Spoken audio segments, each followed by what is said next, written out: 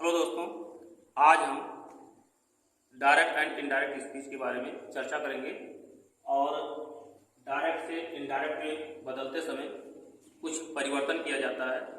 तो उसमें जैसे टेंस में परिवर्तन और प्रोनाउन में परिवर्तन यानी सब्जेक्ट में परिवर्तन। तो सबसे पहले हम यहाँ बताते हैं कि टेंस में कैसे परिवर्तन किया जाएगा।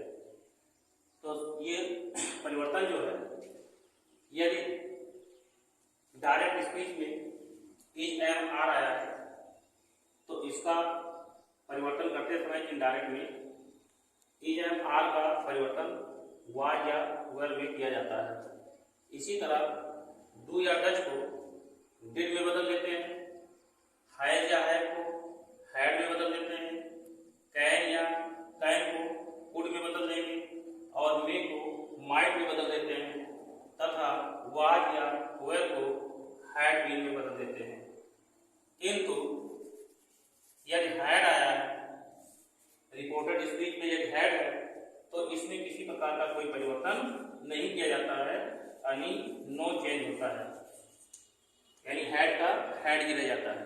तो इस तरह से आपने देखा कि यदि रिपोर्टेड स्पीच के वर्ब में is am are was were या हैज है या हैड इस तरह से है तो किस प्रकार से परिवर्तन होता है, जिसके बारे में हमने निम्नवत आपको बता दिया हूँ।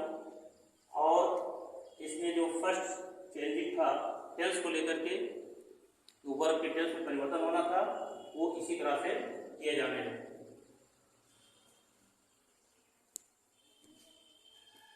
वो प्ले करो ऊपर रखो वही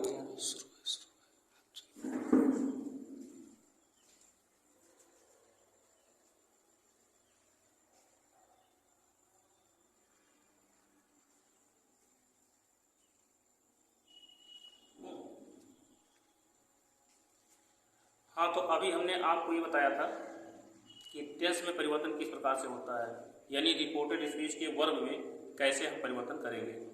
अब हम कुछ एग्जाम्पल से देखते हैं और इसके साथ साथ इसका प्रोनाउन में कैसे परिवर्तन होता है तो इसके बारे में भी हम चर्चा करते चलेंगे। और देखिए एग्जाम्पल से समझ आ जाएगा।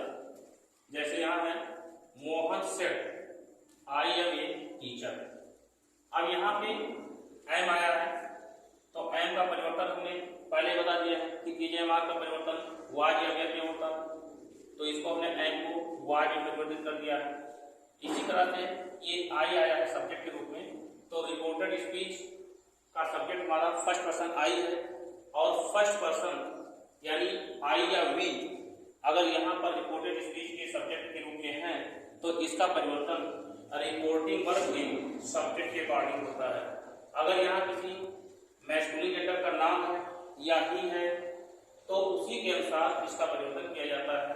अर्थात यहाँ मोहन है तो मोहन के होने से मैं आई का परिवर्तन ही में कर दिया हूँ, अर्थात थर्ड पर्सन में कर दिया हूँ।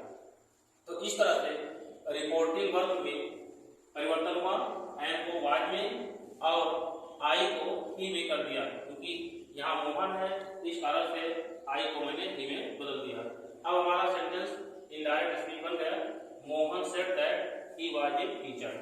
इसी प्रकार से राहुल सेड टू मी, यहाँ सेकंड पर्सन यू आया है और सेकंड पर्सन यू का परिवर्तन हम रिपोर्टिंग वर्ब के ऑब्जेक्ट के अकॉर्डिंग करते हैं। यानी यहाँ मी है तो यू को आई में बदल देंगे और अगर हिम है तो यू को ही में बदल देंगे और अगर यहाँ देम है तो यू का परिवर्तन दे में कर देते हैं। तो देखिए यहाँ राहुल टोल्ड मी और सेड के बाद में अगर उसका ऑब्जेक्ट आया है तो सेड को इनडायरेक्ट में टोल्ड में बदल दिया जाता है। तो इस तरह से Rahul told me that I am और आई वाज ए डॉक्टर, यानी यहाँ पर यू को हमने आई में बदल दिया है क्योंकि रिपोर्टिंग वर्ब सेड का जो ऑब्जेक्ट है वो मी के रूप में इस्तेमाल हुआ है। तो मी का सब्जेक्टिव बेस यू आई होता है, इसलिए इसको हमने आई में बदल दिया। इसी तरह से Radha said he is a servant, यहाँ थर्ड पर्सन आया है, third person he she it they, ये सब होने पर या किसी का नाम होने पर इसमें किसी प्रकार का कोई परिवर्तन नहीं किया जाता है। और इस तरह से राधा सेड दैट ही काफी ही रह जाएगा और यहाँ पर केवल इज में यानी टेंस में परिवर्तन हुआ है तो ही वाज ए सर्वेंट।